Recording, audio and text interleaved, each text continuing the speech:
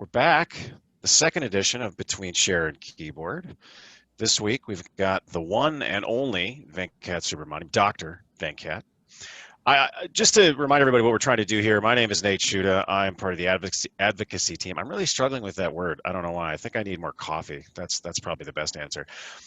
So the best way to describe what I'm trying to do with these sessions is to replace the fact that by now, Venkat and I would have had at least 8 conversations in random cities around the world. And thanks to the global pandemic, we've had exactly 0. And so I miss that. And so in order to fill in this gap, I'm going to invite my friends and other interesting people, hopefully to hang out with me on some random set of Mondays between now and whenever.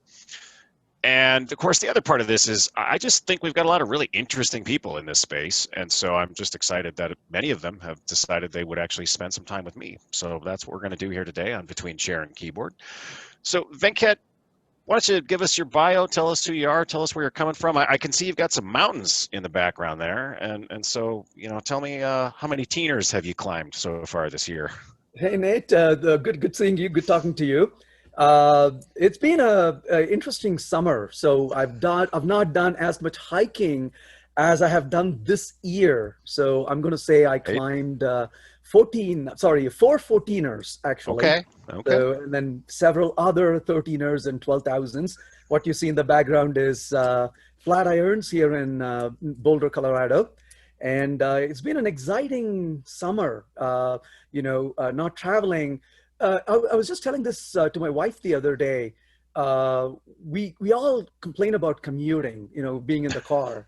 Right. And I am literally stopping one Zoom call and then jumping onto the next one. Sometimes literally having the windows is like off and on. And I'm Right. like, I want my commute back. So I don't have to, talk or code, and I can just take a few minutes off. But I'm sure it's the same for everybody else. But it's, I want to say for everybody listening, give yourselves on the back, because if you have survived 8 months through this mess that we are in, you need all the, merits that you can get and awards you can Right. get, patches on the back. Right. It's not normal, and we all Yep. have been dealing with it. So yep. So who am I'm a programmer, a consultant. I do training, consulting, mentoring. I teach at the University of Houston, where I've been a faculty for a long time in absence. I teach remotely, and I speak in conferences, write books, teach for our clients, do consulting, and do mountain hiking in the meantime. So that's what I do. I think you might be the busiest person in software, or darn close. You're one of the very few people who can credibly say you fly more than I do in a typical year. Yeah, so that's always been what's I sat amazing next to about a pilot, and I flew more than the pilot did. So I don't know if I want that as an award of merit, or it's maybe the things that you don't want to put on a resume or claim. But yes, yeah. that happened. Those are some poor life choices when you get recognized by flight crew. I've had that experience where the pursers come up to me and said, "Oh, hey Nate, good to have you on the flight again today." And I'm like, "Oh, I'm clearly doing this too much." See, one of my favorite flight memories from you. Let's see if you remember this. You and I were in Krakow. It was in the spring, so the weather was not lovely. And I said, "Well, Venkat, where are you going next?" He says, "Well, I'm going to Colorado." And I said, "Well, wait, Venkat, aren't we supposed to be in London next week?" He's like, "Yeah, no, I'm going to fly to Colorado, get the family, and turn around and fly to London the next day." And I reminded you that London is actually in between Colorado and Krakow, and it's not really a round trip. And but this is the craziness that is often your travel life. So. Well, thank you very much for being here. Venkat, you talk about books. You, I think, are the most prolific author. You're like right up there with Stephen King in the technical space, though. And I mean, I have several of your books on the bookshelf behind me. Have you written one in the last couple of days? Are you going to try to write one while we're having this interview? Because I know you crank out books at a pace that makes the rest of us look bad as authors. And I say that as someone who's got like 5 of these. So how do you do it? What's your newest book? What do you got that just came out? So the one that just about coming out or came out is programming DSLs in Kotlin. So I've been interested in domain-specific languages. I've been interested in Kotlin, and so decided to write a short book on how do we use Kotlin as a host language for building DSLs. And it's pretty interesting because DSLs always have intrigued me Hmm. because they are fluent, they are concise, they are elegant. And in a way, it really caters to this desire to, a little art form where you can express the same thing in so many different ways, and then you can tweak it further to make it elegant and beautiful and expressive. And then Kotlin is a really good language for that. And one thing, honestly, that intrigued me is before I, got into Kotlin, I used to be of this opinion that if you really want to do good DSLs, it's got to be a dynamically typed language. Coming from languages like Ruby and Yeah. Groovy. And so anytime somebody would try to tell me that I could do a DSL in a static language, I'm like, never mind, that's not going to be fun. And Kotlin really changed that for me. And the fact that in Kotlin you can create extension functions, and then you can use infix functions and combine them through active receivers that Kotlin offers. So these were like right kind of things that got together. And so it was a really interesting journey to see how we can do that in Kotlin. And then, of course, when that gets that exciting, it's got to be written. So Yeah, that's pretty much how you work. I remember, I don't remember what year this was or what book this was, but you and I were somewhere towards the end of the year, and I asked you, what you had on your calendar for the rest of the year, and you said, "Oh, actually, I've got a break coming up. I've got a couple weeks, something canceled," and I jokingly said, "Well, I suppose you're going to write a book." To which you replied, "No, no, I'm just going to spend some time at home with the family." And I think it was about a month later that the request came out for tech reviewers, and I went, "Oh, okay, all right, all right." Yeah, I don't know how you do it. I really don't, because I feel like I've got 3 or 4 jobs, and yet you seem to do so much more. How do you do it? I mean, it is crazy to me just how busy you are. I mean, is it just massive amounts of coffee consumption? What do you have you cloned yourself? Is there a secret here that we don't know about? So one of the things that I've realized over time is that I suck at multitasking. I just cannot do that at all. And the more I do multitasking, the worse things become.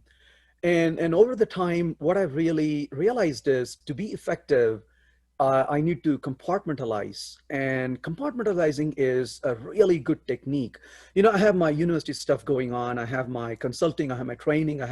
So all of these things. And the minute they start kind of merging into, it becomes really hard. And then, after having written all these books, I will still say writing books is one of the most difficult things to do.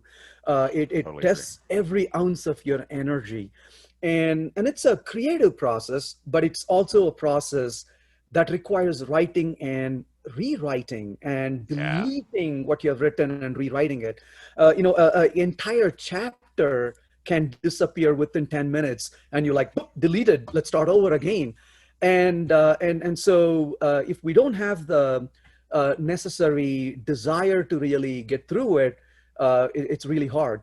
So one of the things that I've done that's been fairly effective for me is, I just think about the topic I want to write about, and I would kind of take notes and jot them down, and start thinking about it offline. When you're walking, you're driving, you are showering. It's the little thread in the mind yep, constantly thinking about things. Think of examples, that would really fit in really well, and then jotting them down.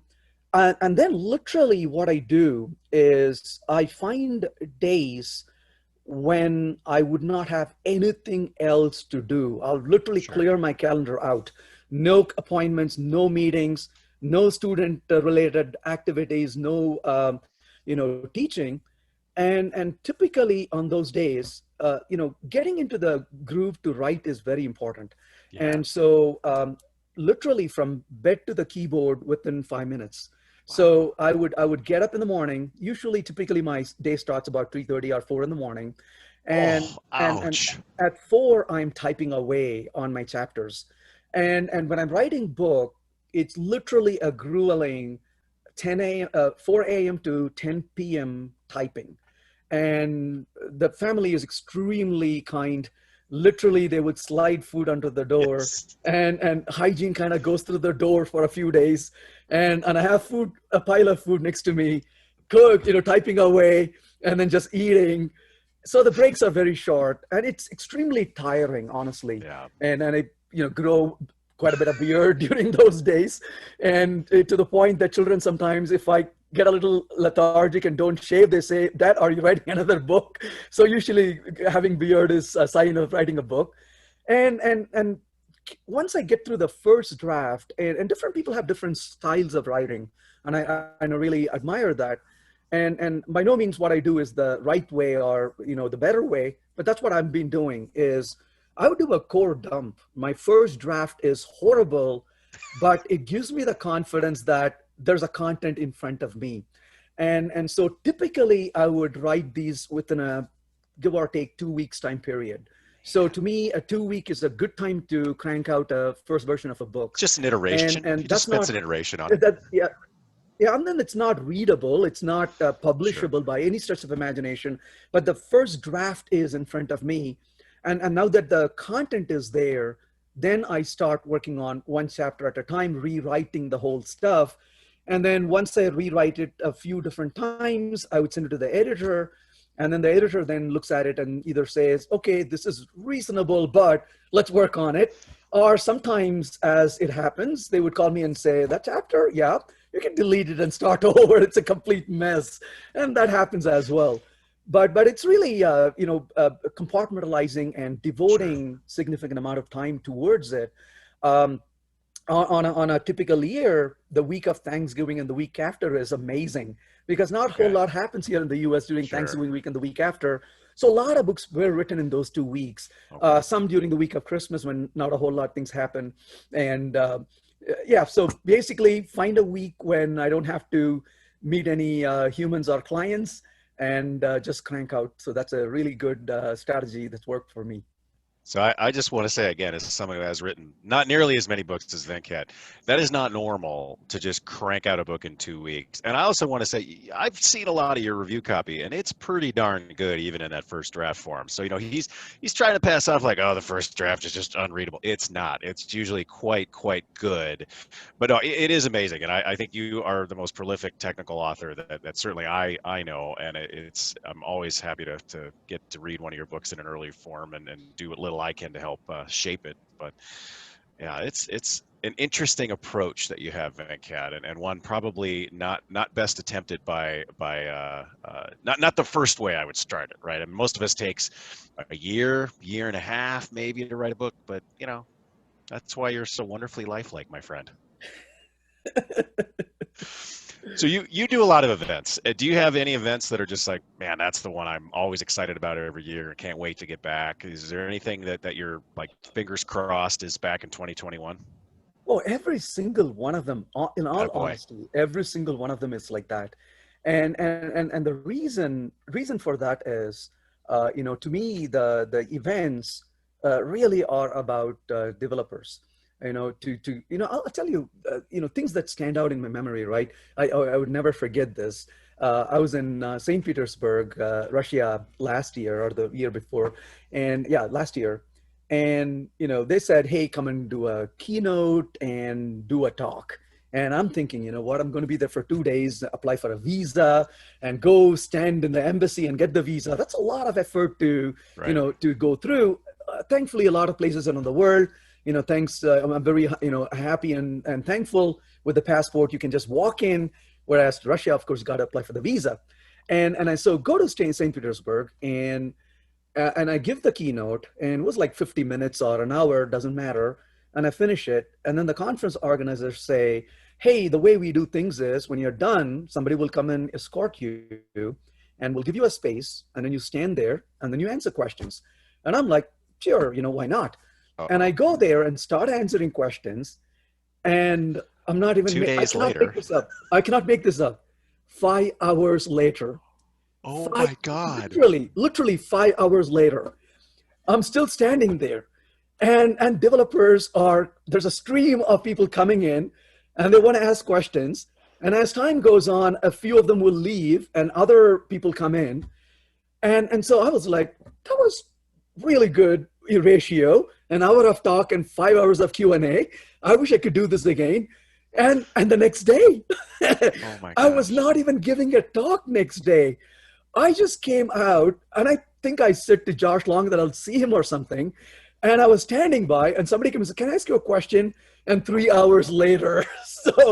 So I'm like, this is this is great because the whole point of being there is to talk to developers. Right. And then what else could you ask for than having developers who are curious and want to talk to you about software development? There's questions about reactive programming, questions about, design, question about architecture. And this is, I couldn't ask for anything better.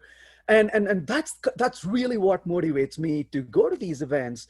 And that's exactly the same when I'm in Krakow to speak at the DevOps Poland, whether it's in Antwerp talking in DevOps Belgium, and NDZ Oslo in the summer. It doesn't matter where it is, but it's the Right. developers that really make these events awesome to be there. And that's the part that I'm missing right now as Yeah. well, right? Is Yeah. where you can just stand in the corridor in the evening, late in the evening, and open the laptop and crank out some code and talk about stuff. That's what it's all about. Yeah.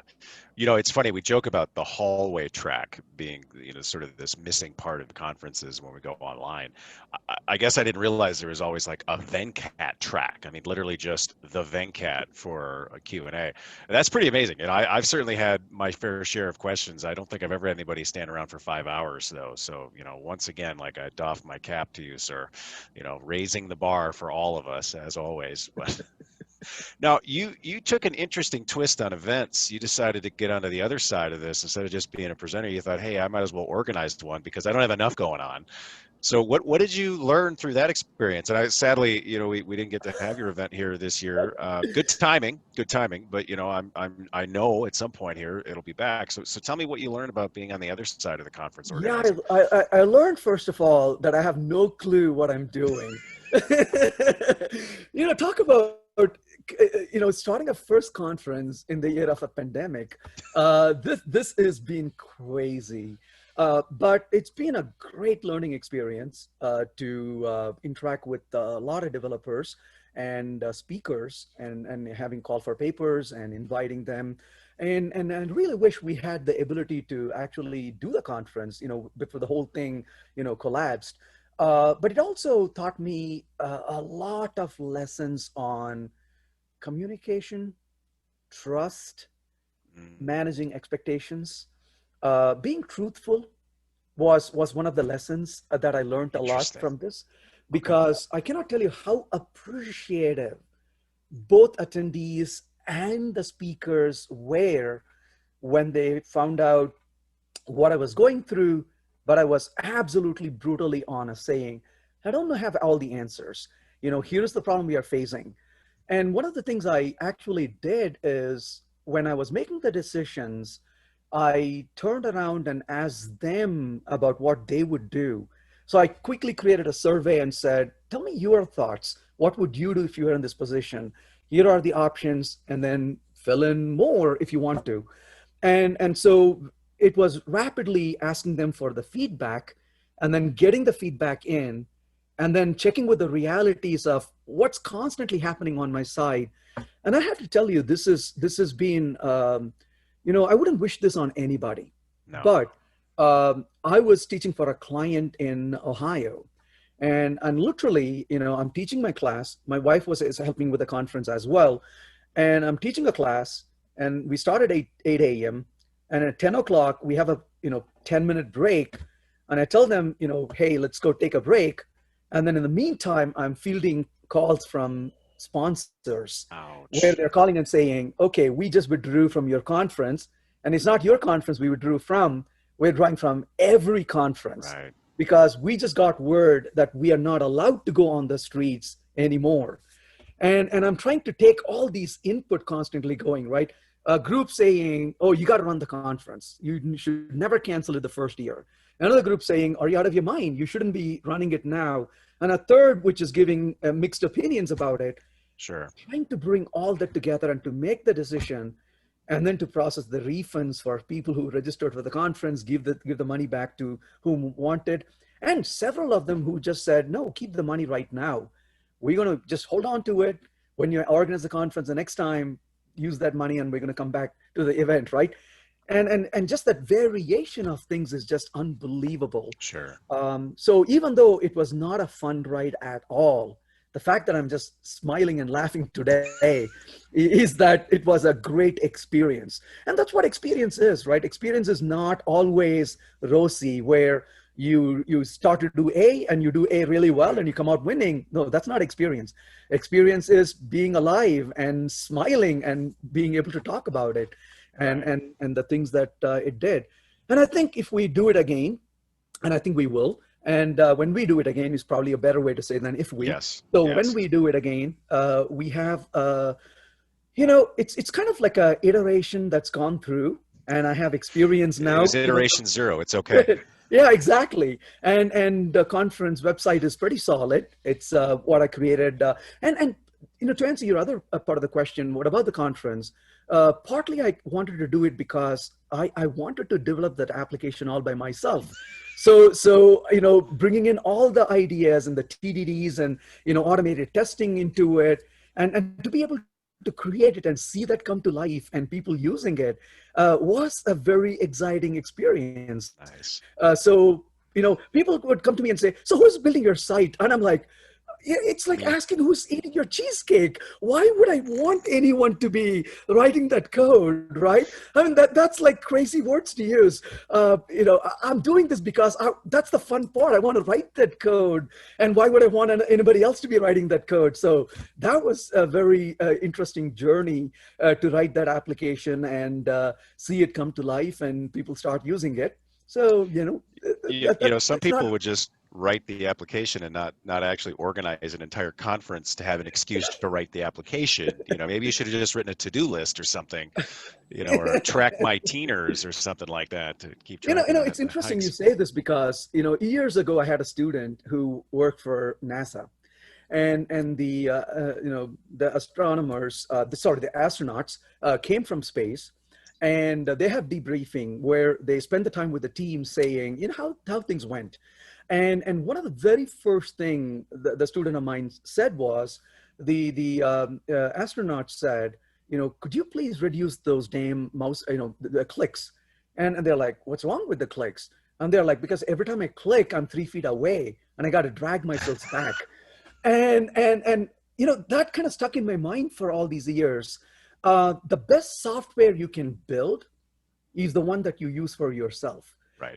because most of the time, right? I mean, the reason I said I was so excited about building this is not that this was the first software I built, but in all honesty, this was the first software I built where I was the user of the software Right. as much as a creator, right? And that's the reason for my excitement and motivation, is because when you create something where you are the user, you quickly see how it sucks. You Yeah. quickly see where it is flawed, rather than trying to put something out and somebody else complaining and saying, you don't get it, this is not the way it's supposed to be used. And to me, that was the excitement, was where I could be that user and the creator at the same time. And that made a big difference for me. And Sure. even in that aspect, I'll admit, there are parts of it that I couldn't still be the right user, right? Mm. And I say this with a heavy heart, and I say this with a lot of respect. But in terms of accessibility, Mm. so I can only empathize, because unless I blindfold myself and try to use the application, it's really hard for me to simulate how it is from the Sure. point of view of somebody who is cannot see, or somebody who cannot hear, or somebody who doesn't have the kind of senses to be able to use an application. And so I don't think we can ever fulfill the role of an entire user ever, Sure. but that gave me an opportunity to come close to it, to kind of empathize that and get the feel for it. Sure. Yeah, I know in my career, there's always been this inverse ratio between distance between developer and user and how well that software works for that user. And generally, the worse that software is for the end user, the further away we are from them to have a chance to interact and actually see, how do you use this day in, day out? And that's long been one of my frustrations as a developer, is when there were artificial barriers between me and the folks who are using my software. And some of the best software I ever wrote from a usability perspective is when I could literally just walk down a flight of stairs and do a demo with my customer, get feedback, go back upstairs, bang, bang, bang, come back down. How about this? And it's stunning to me how often we put barriers in the way for just totally arbitrary reasons. And Yeah. Software suffers. And sometimes also we lack the context that is needed as well. You know, as flawed as a human being I am, one of the things I would never forget in my life is when I forgot that context and I was reminded very brutally about context matters. This was a client of mine. They drove down to my office at the time and they wanted to do a demo and get my input on something. So I'm like excited. I'm sitting in my office and these developers coming in and they open their laptop and they start demoing the application. I said, excuse me, hang on a second. Before you go, I'm really not sure why, but why are these buttons so big?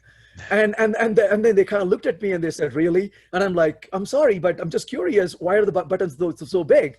And they're like, oh, so let's step back and think about what this is for. And these are used by people in the rig and they got gloves this big. Sure. And so they got to click on something. You can't have buttons of the normal size you have because they'll be clicking on 5 buttons at the same time. And I'm like, oh my goodness, now that you mentioned it, that's so important to know the context of what this is being used in. And when you have people with thick gloves, the buttons have to be of the right size. On the contrary, I've also seen applications where that's not being done, and how it fails so much in the production when you kind of sit back and ask the question, did they ever even think of where this is going to be used? So the context actually matters so much. So having interaction with the users, like you said, you know, I remember one time when I worked for a company which did you know, calls. You know, this was a company that was, you know, providing insurance services, but they would have to, you know, do calls. And the manager, when I reported to work the first day as a consultant, I was not even an employee of the company. And I said, hey, I'm here reporting to work. What do you want me to do today? And he said, oh, you don't have anything to do in this building today. I want you to walk to the next building and you're going to spend the entire day listening to calls we receive. And I thought, you know what, that's kind of crazy. I'm a programmer. I came here to code. But what can I say when the boss says you got to go there? And I go there, and there was this amazingly sweet lady, and she said, "Oh, so you're the guy who said that's going to show up?" I'm like, "Yeah." And she's like, "Here you go," and gives, you know, hands me the headphone. I put it on, and then she's like, "Are you ready?" I'm like, "Yeah." And then the call comes in, and these people are brutal. They're nasty, right? And the words they speak, I cringe. My face changes color, and I'm like, I was almost going to jump and say, "Don't talk like that to a lady," right?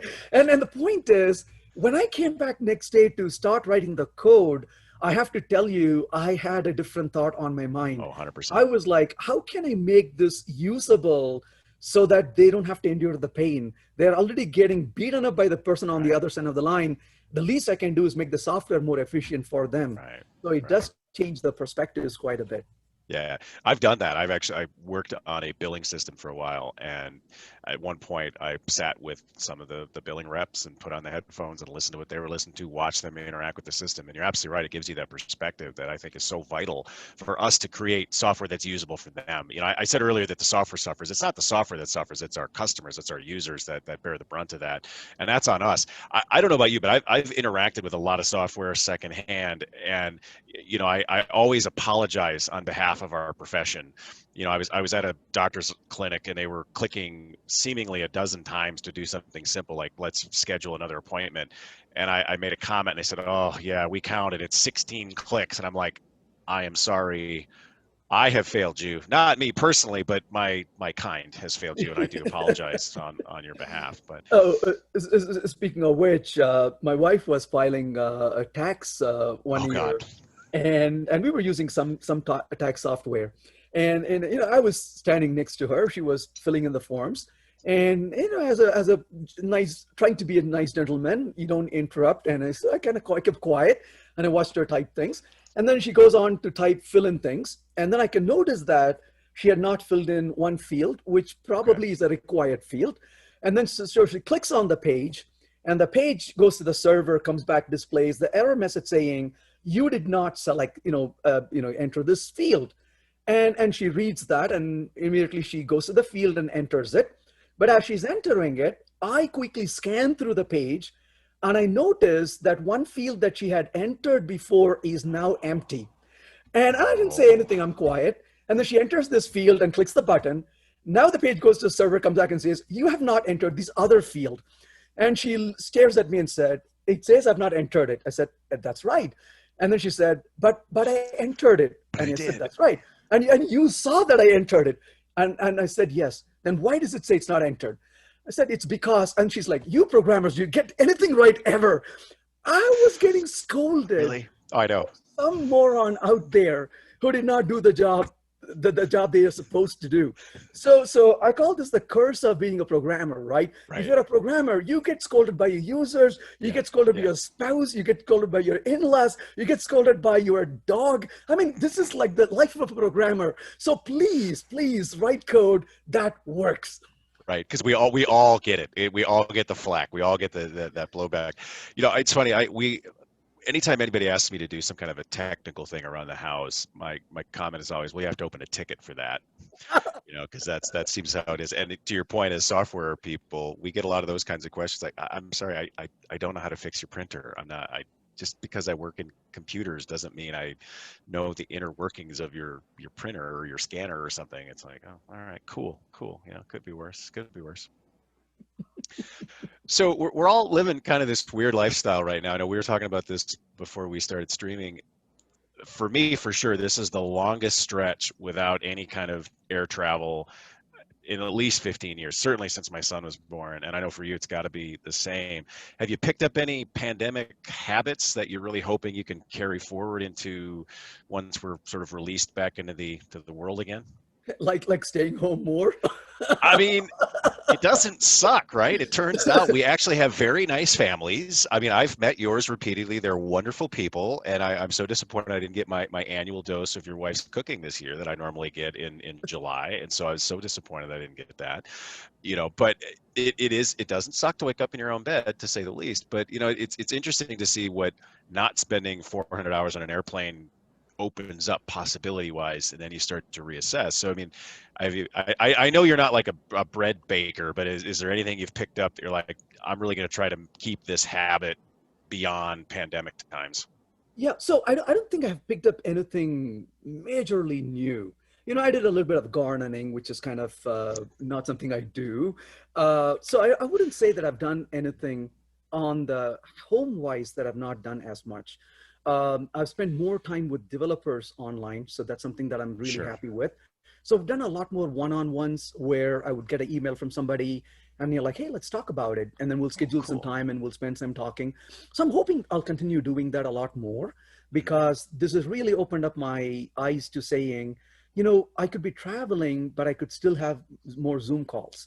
So the Right. technology wise, I think that's something that's really happened. But on the other hand, I'll be absolutely honest about it. I am actually quite surprised how much of travel I did not miss. Sure. And the reason for that is, for the amount of traveling I was doing, there are days when I would be home for just about 1 or 2 hours between Right. trips. And so everybody around me were, kind of anxious to see that I'm going to get to a meltdown and go crazy over not having to, being able to leave home. But the family has been really nice to have the family. In a way, I'm almost in tears saying this. It's almost like I was given a second chance, if you Yeah. really think about it, because I had missed my family so much traveling. And I was telling my wife yesterday about this. If you told me 8 months ago that you're going to put me in the house and ask me to stay there, I would have said, you're crazy. I can't do it. But Yeah. the fact that today it's been almost the 8th month and I'm home, and we are still talking to each other, Hmm. and that's really a second chance for me to Yeah. get to know my family one more time, for them to be a little bit with me and vice versa. But I had a lot of neck pain. I Hmm. used to spend a lot of time and money fixing my neck while I was Yeah. traveling. I can tell you, zero neck pain Oh, in the that's great. past about 6 months now. That's awesome. I used to take a lot of medicines related to neck injury, much better. That's Um, great. Lost 10 pounds of weight, so exercising more regularly, eating a lot better food than trying to Yeah. eat airport food. With me being vegetarian, it was really hard to Really hard. find decent food on the road, especially in airports. but much better. Did a little bit of cooking once in a week or so, enough to cook, but not to put the family in danger. And overall, a lot more hiking. Yeah. So I think I'll definitely continue to do a lot more of that. I already have plans for a few more places I want to hike next year Awesome. when the weather becomes warmer. But overall, I would say just spending more time with family has been really great. Uh, Walking in the evenings, so Mhm. that's something that I really enjoy. Even when the schedule becomes really hectic. The past couple of weeks have been really nasty because one thing or the other has kept me away from Yeah. stepping out of the house. But in general, we've been doing that fairly well most of the summer That's and into awesome. the fall. Every evening we do a 30 to 40-minute walk at least. Awesome. And so yeah, exercising in the mornings, walking in the evenings, um, and just trying to stay a bit more healthy. I think I'm hoping that I can continue doing that. I think there's a lot of people have a romanticized idea of the kind of travel that we do. And because most people travel for vacation and it's fun because we're going somewhere fun to have fun. And most of our travel is, oh, you have to get up at 3:30 in the morning, get to the airport to take that red eye to go here. I'll be there for 3 hours. Then I go back to the airport and then I fly here and see, am I going to have time for dinner? I guess I'll just grab something at the airport. And to your point, very few airports have, good food options. And see, when am I going to get some exercise? Well, I guess walking in the terminal, I have to count as my exercise today. And it's not all it's cracked up to be. Now, in the same breath, I miss a lot of the places that I normally get to go. And I was thinking about that while I was watching the Tour de France earlier, I guess last month, missing all of those cool places. But, Yeah. it's zeroth world problem. Well, yeah, and looking back and looking forward, I would say the part of travel I don't like is the travel. Once you get to the destination, it's It's amazing, awesome. right? Yep. Because you're talking to the developers, you're talking to your clients, you're talking to conference organizers, and meeting speakers and other attendees during dinner. The last time you and I sat down and had dinner, those are the moments that I love, Right. right? And 100%. so that part is amazing, but the travel part is the one that's the most difficult. A couple of years ago I had been to Spain with my family. We were there for a conference, and so we were on the way back, and we were coming through the airport, my wife and I walking, my children right behind us, and I overheard my younger one. I never mentioned this to anybody at that point, but the younger one is telling the older one, he say, as we're walking literally through the airport, he's saying, you know what? I cannot believe that dad actually does this regularly. And the elder one is like, me neither. This is hurting every part of the Right. body. I can't do Right. this. I mean, these are teenage children saying that this is really hard. And Right. and so we've been abusing our bodies so much in the travel. Yeah. So yeah, that is something that I'm beginning to really realize more and more, is that as I'm getting older, this is not going to be easy to sustain and Yeah. maintain a fairly good health. So that's so true. So it does look a lot glamorous from the outside. As they say, you don't want to know how the sausage is being made. So that's exactly what travel really is. Well, this was 2 years ago, I think. I decided to implement the Venkat interface and I had embedded conferences. So I had an event on Monday and an event on Friday that were both in Florida. And in between, we had an event in Paris. So I called our travel people. I'm like, is there any way for me to even make this happen? And they're like, yeah, yeah, we could make that happen. You fly out Tuesday, you'll get there Wednesday morning, do your talk on Wednesday, fly home Thursday. So that's what I did. So I flew down to Florida on Saturday, was there Sunday. Then Monday did my event in Florida. Tuesday went to the airport, flew to Paris, walked through, I went to the lounge, showered, went straight to the venue, did my talk, went back to the hotel. Oh, I had dinner with my team, went back to the hotel. Then the next morning, got back up, went to the airport. I had the same Uber driver take me from the hotel to the airport that took me from the airport to the venue. But the one that always stands out to me, I'm walking through, I've got my ticket, I'm walking through immigration, and the immigration guy looks up, looks at me. How'd you enjoy your day in Paris? I'm like, says, yeah, I'm the guy who punched you in. I'm like, okay, that's when you've made some poor life choices when you see the same immigration agent on both sides of your trip. Yeah, it is not nearly as glamorous as it looks, to say the least. So you've been in this industry a long time, and I know we've had this conversation, but how did you get into software? What was it about software? They're like, that's what I want to do for my life, and obviously you spent a lot of time teaching. What brought you to sort of the teaching side of this equation? Yeah, so I was supposed to be a mechanical engineer. Ah, So I was in college, and so back then we didn't select our major until the second year of college. okay, So we had the flexibility to do 1 year of general studies. You do, chemistry, math, and engineering drawing. And then at the end of the year, you choose between being a civil engineer versus a mechanical engineer versus, what have you. And I'm going to date myself by saying this, but computer science was relatively new back then. and I could relate to that. and my parents didn't know anything about computer science, Sure, and so they were asking me what I wanted to do, and it was almost a foregone conclusion that I was going to go into mechanical engineering because mechanical engineering is a stable field, very well sure. known field.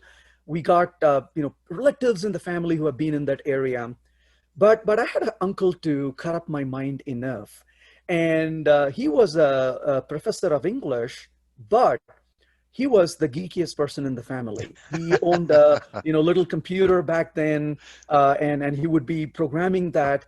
And then so once in a while he would make rounds and come visit us, and he would ask me what I was doing, and he kind of had an eye on this young kid who was just completing high school and going into college.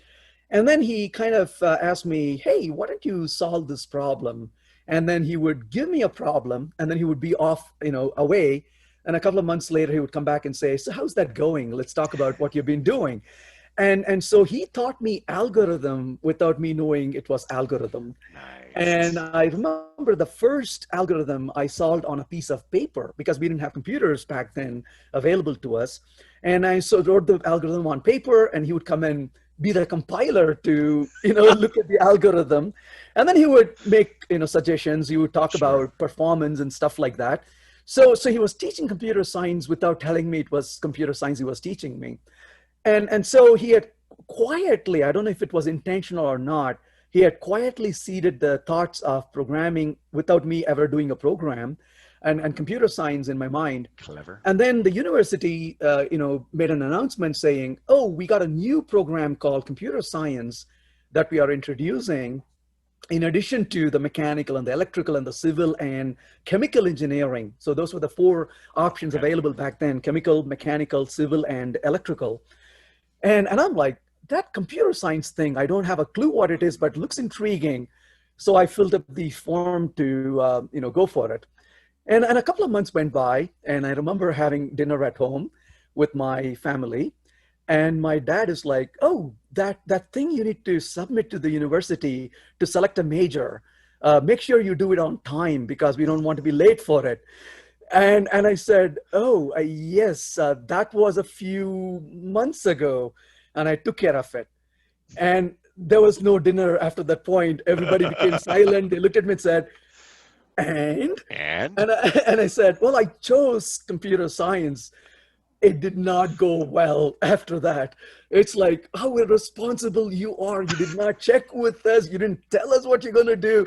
What if this is not going to be a good field after all? You need to find something that's actually, stable oh and gosh. profitable and, Yeah, that'll never be computers. and of course, they had their own doubts, as they should, as parents. Sure. And then my uncle comes along, and this idiot chose something called computer science. I was like, "That's awesome." And they're like, "You join with him, you both are idiots now." Nice. Nice. Well, thank God you did. I mean, imagine where we'd be if you hadn't. There'd be so Yeah. many fewer well-written technical books. Uh, well, he actually had the vision. That's what I really appreciate Yeah. him. And then he kind of told my parents, like, "Yeah, yeah, you're right in your concern. There's no doubt about it. But this is something that's going to be useful." And he's got the appetite for it. and of course, it was not a easy start. I Yeah. remember reading, the Cunningham and Ritchie's, C book, and thinking, what in the world is this? Right. And I could not relate to programming at all in the beginning.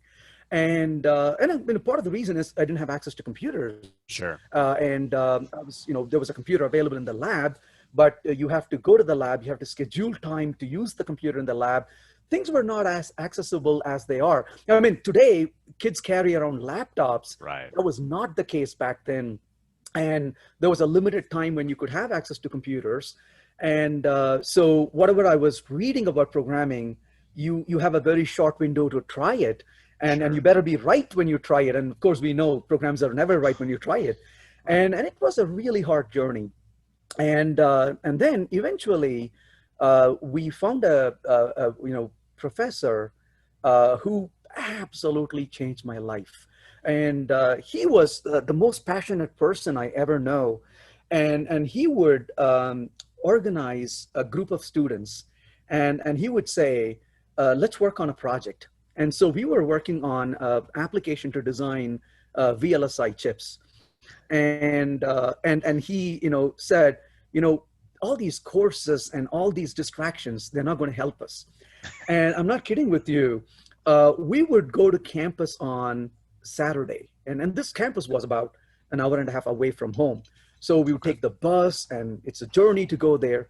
And we go there on a Saturday, and once we get there on a Saturday, he would wait until the entire campus clears out, because this is a remote part of the town. And once the campus clears out, the 10 of us will quietly come around, and we'll go into the lab, and we will spend the time between 6 p.m. to nearly 8 a.m. the next morning, sometimes 10 a.m. And we will code through the night. And by the time it's Sunday afternoon, we'll go home. So we would have, just not go home overnight.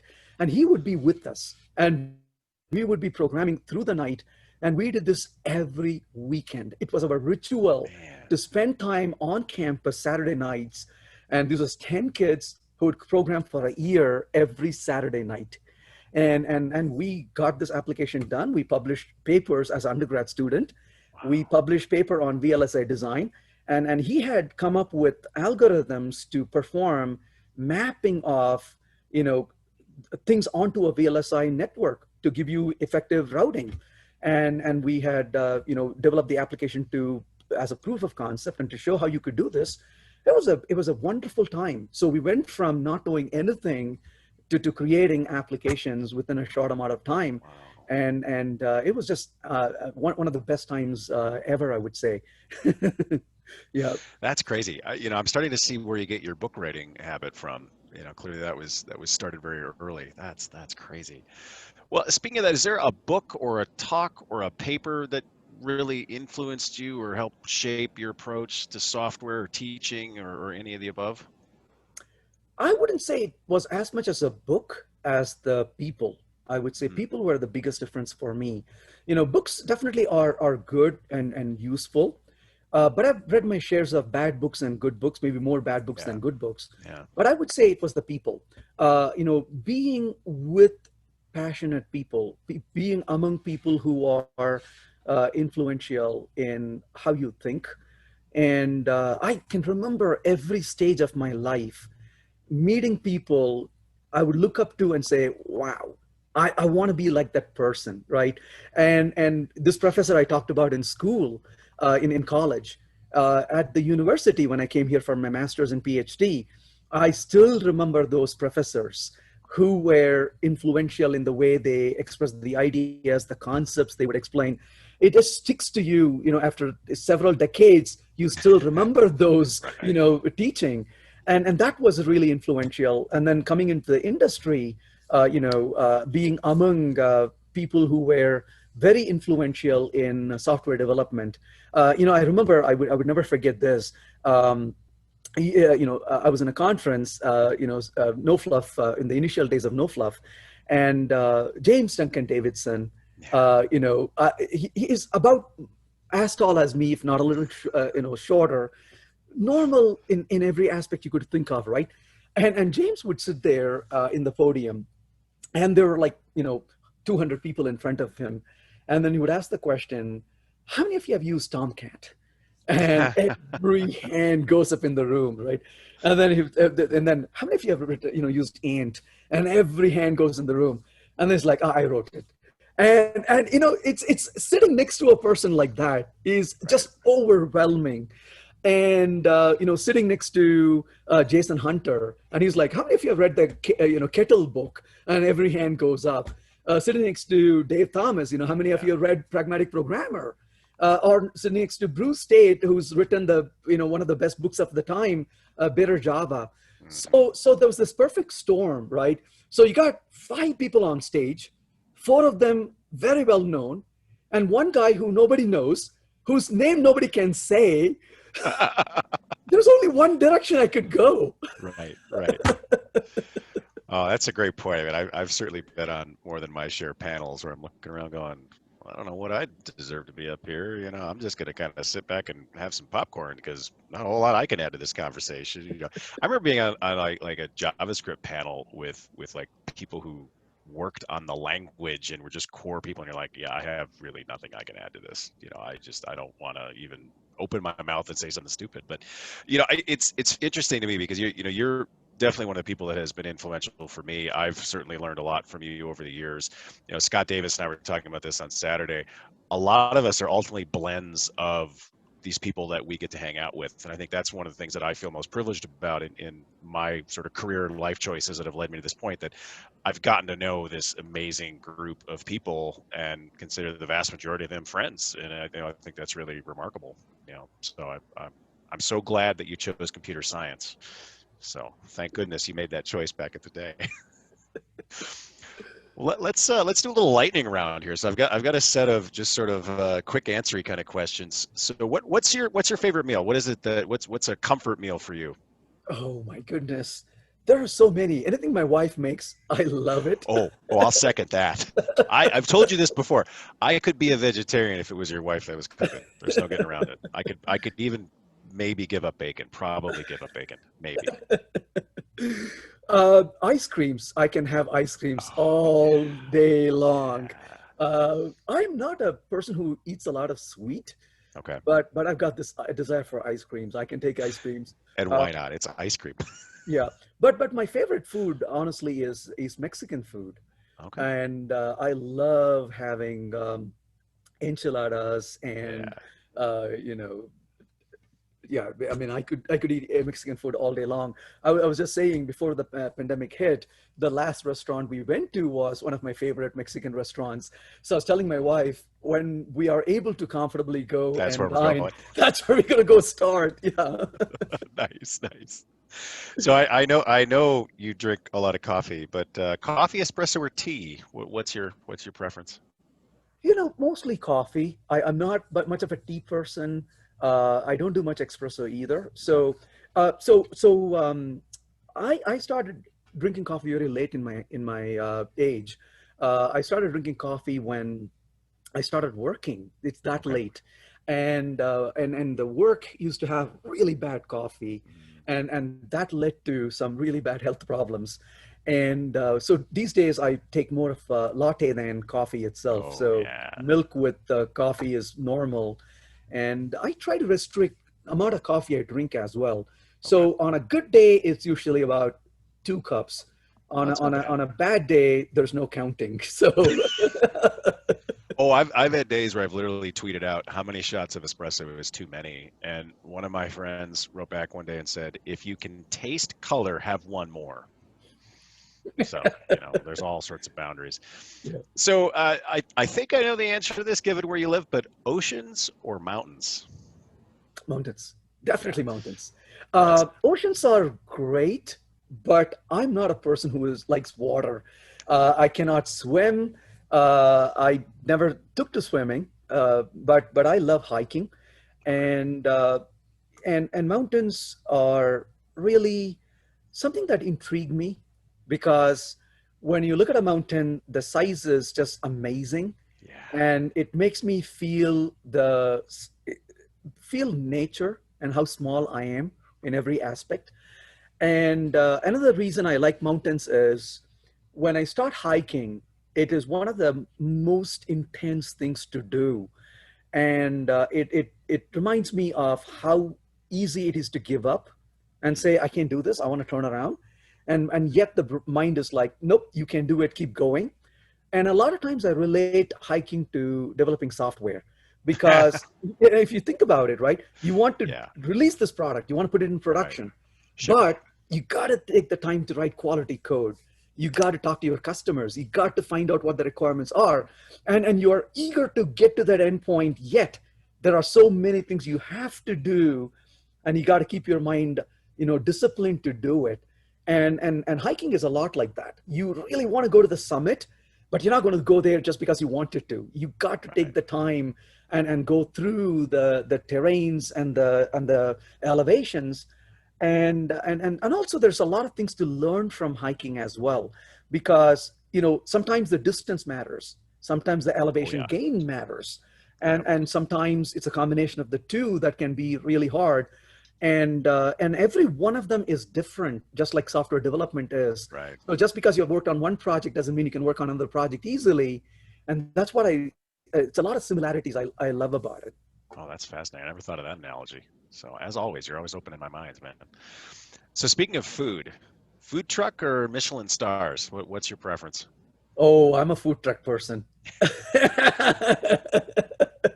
Yeah, we haven't quite gotten our hooks in you on the Michelin star stuff yet. So I guess we'll keep we'll keep trying. But no, so I know you've written a lot of books. When you read a book, do you prefer paper or give me my tablet, my e-reader, and let me go that way? So it is a combination of the two. Okay. And so paper is my first preference because I like to keep the paper book open on my side, and I Mm, would read a paragraph, and then mostly technical books, I would read a paragraph, and then before I could finish the paragraph, I'm coding away. And usually my ratio is 1 hour of reading to 10 hours of coding. That's my okay. typical ratio. And typically I would read a paragraph from the author, and I would be tinkering with code, and that would bring up so many questions. And about maybe 3 or 4 hours later, oh yeah, I remember reading this. Let me go back and continue reading. So I read kind of bits and pieces and then go off and Sure. experiment. So I like doing that a lot.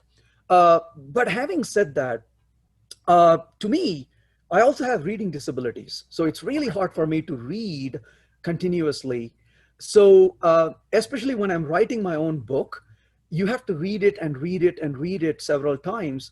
And if I am in a very short amount of time, I have to read something, maybe because I'm tech reviewing one of your books, for example. And I don't have the luxury of spending maybe a month on it. I need to get it to you in a week. So one thing I've noticed recently that I've started doing more and more, and I'm doing this for almost everything these days. When I type an email, or when I read a book, when I have to read it pretty quickly, I use the voice reader on my Oh, computer these days. I sure. cannot tell you how much it's helpful, because I type up an email and then I say read it, and as it's reading it, I find so many errors or the flow is not good. Yep. I can make changes to it. But Yep. most of the books I just read these days by asking it to read it. So I'm on my keyboard, working on my code, but I would have the book being read to me. And so then I can go through it much faster. So most of the tech reviews I do for books, I just have the computer read it to me these days. And so for that reason, I like electronic copy. I haven't figured out yet how to make the Sure. paper book being read yet. so Oh, I'm uh, sure there's a Rube Goldberg machine you can put together that'll do that for that's you. right.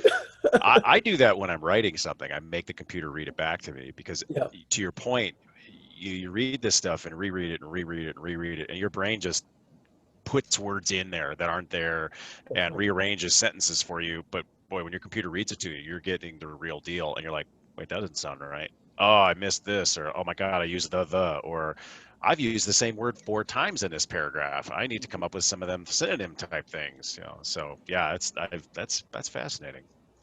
So I know you don't have a lot of time to watch TV, but Game of Thrones or Lord of Rings, either one of those in You know your what? I'll be wheelhouse? honest, neither one I've watched actually. You're Okay. absolutely right. So that's one thing that I've kind of avoided is TVs. So I would go through hotels for days and weeks when I'm not turned it on. The only time I actually turn on the TV is if there's a national emergency, or Sure, if sure. I have to really keep track of the weather that's going really bad. But most of the time, radios, I'm a radio person than a TV person. Oh, I'm okay. always on NPR. I listen to National Oh, Public yeah. Radio. It's always on. It's either music or radio. TV requires a bit of a commitment that I don't have ability to give. Radio can be playing on the side. I can still do my work. It doesn't require me to stare at it. So I'm a radio person than a TV person for that reason. You don't realize how much of a commitment it can be to watch a TV show until you go back to one that was on 10 years ago and try to like show your 13-year-old, for instance. So we started watching Friends, and you go, wow, there's a lot of episodes. Yeah, Yeah, this is going to take us some time, you know. And so any night wherever it's like, I don't want to watch Friends, we're like, all right, that just added another like week on how long this is going to take, you know. Because yeah, even if you do 3 or 4 episodes a night or something, still a lot of episodes, a lot of yeah. episodes. But on that front, I would say I'm a big fan of movies, though, and for the Oh, reason, same reason as it's a shorter commitment, right? You sit for yeah, 90 minutes, you are done. Unless it's Avatar, which is 4 hours, it's worth giving. But 90 minutes, and you pick a movie and you sit down and you watch it, and typically, almost always, not even typically, I always watch a movie with my wife. So yeah. we got something really common to talk about and share. So movie, I'm a movie person, not a TV person, Okay. unfortunately. Do you have a favorite movie or a movie that if you are, you know, if you do turn on the TV in a So hotel room that you have to watch? yeah, there's so many. There's so many. I can give you a long list. Going back, Ben-Hur. I cannot tell you how many times I've seen Okay. Ben-Hur.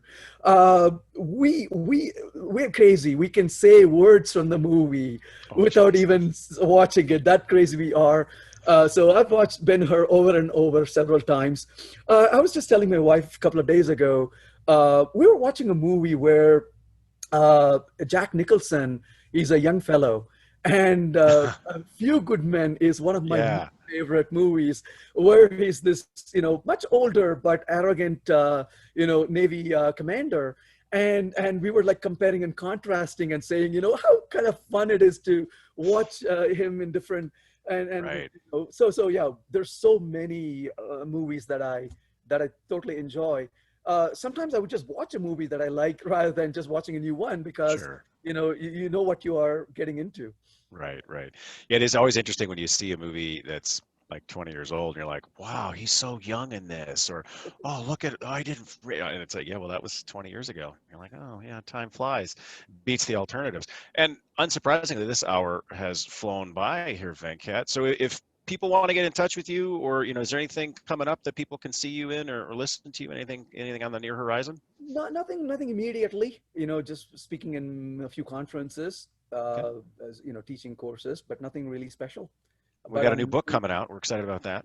Yeah, Looking so forward to it. looking forward to when the world is better, so I can travel and Ooh, me we too. can meet developers, and that's what I'm looking forward to. Fantastic.